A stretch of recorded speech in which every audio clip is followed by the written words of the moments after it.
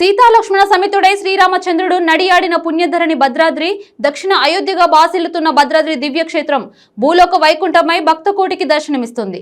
రామయ్య కొలువైన భద్రాద్రి దివ్యక్షేత్రంలో శ్రీరామనవమి, ముక్కోటి వైకుంఠ ఏకాదశి ఉత్సవాలు విశ్వవ్యాప్తమై వేలాదిగా రామభక్తులు భద్రాద్రి వచ్చే పుణ్యక్షేత్రాలు. అందున డిసెంబర్ 23 నుండి జరుగుతున్న ముక్కోటి వైకుంఠ ఏకాదశి మహోత్సవాలకు భద్రాద్రి పుణ్యక్షేత్రం ముక్తావయమైంది.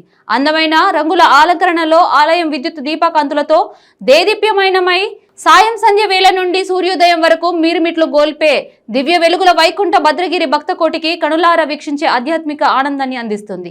23వ తేదీ నుండి రోజుకొక అవతారంలో దర్శనమిస్తున్నారు. మొదటి రోజు మత్స్యావతారం, 24న కూర్మావతారం, వరహ అవతారం, నరసింహావతారం, వామన అవతారం, పరశురామ అవతారం, నిజరూప శ్రీరామ అవతారం, బలరామ అవతారం, శ్రీకృష్ణ అవతారంలో దర్శనమివ్వమన్నాడు రామయ్య.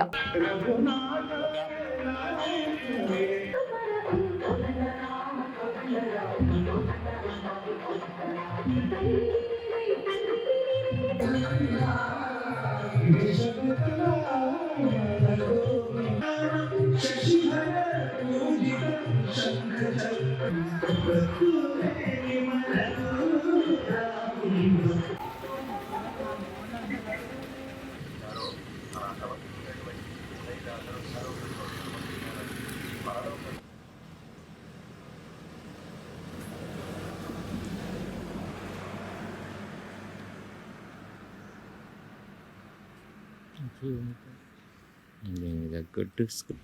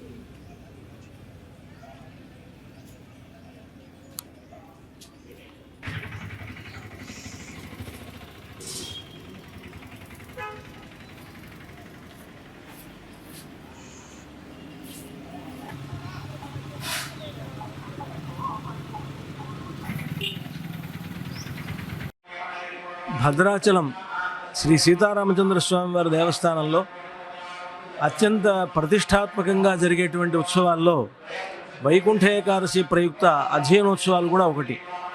వార్షికంగా జరిగేటువంటి ప్రధానమైనటువంటి ఉత్సవాల్లో శ్రీరామనవమి సందర్భంగా జరిగేటువంటి బ్రహ్మోత్సవాలకు ఎంత ప్రాధాన్యం ఉందో, వైకుంఠ ఏకాదశి ప్రయుక్తంగా జరిగేటువంటి అధ్యయనోత్సవాలకి అటువంటి ప్రాముఖ్యత ఉన్నది.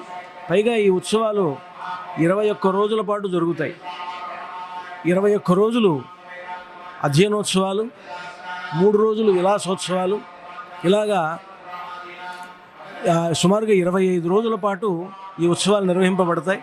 ఆ ఉత్సవాలు ప్రారంభం కానున్నాయి. అంటే 23/12/2022 నుండి ప్రారంభమై 12వ తారీఖు వరకు ఈ ఉత్సవాలు జరుగుతాయి. తర్వాత 13 నుంచి విలాసోత్సవాలు 3 రోజుల పాటు జరుగుతాయి. ఇలా జరిగేటువంటి ఉత్సవాల్లో అంటే మొదటి రోజున అనమాట స్వామివారు శ్రీ సీతారామచంద్ర స్వామివారు మత్స్యావతారంలో భక్తులకి దర్శనమిస్తారు.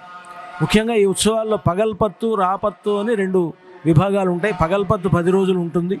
ఈ పగల్పత్తు 10 రోజులు కూడా ఒక్కొక్క రోజు ఒక్కొక్క అవతారంలో స్వామివారు దర్శనమిస్తారు. మొదటి రోజున మత్స్యావతారంలో స్వామివారు భక్తులకి దర్శనమిస్తారు.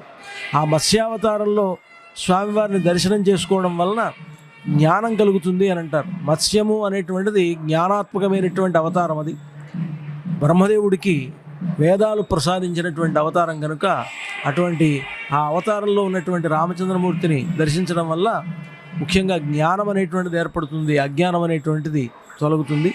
జై Sriram. To note that Singareni Collieries Company Limited has completed 133 years of its existence and is one of the oldest public sector undertaking company having in the field of energy sector, having coal mines as well as power sector including solar power. We are very happy to inform that company is meeting the demand of the southern sector including Telangana and some of the projects of NTPC in northern India also, and we are meeting the requirements of the nation in the critical hour including the COVID and every time. So on this occasion we wish all the employees and the state citizens a happy Singareni Day, and we commit to continue to strive to meet the demands of the nation and continue to pursue the welfare amenities as announced by the state government and also our chairman. Thank you very much. Hello అండి, good morning అందరికీ. నా పేరు సురేష్ అండి, deputy manager. ప్రస్తుతము ఇన్ఛార్జ్గా పనిచేస్తున్నాను RRT Kothagudem. So rescue అనేది సింగరేణి వ్యాప్తంగా మైన్ రెస్క్యూ సర్వీసెస్ ఏ విధంగా ఉంటాయి అనేది మన అందరికీ తెలుసు.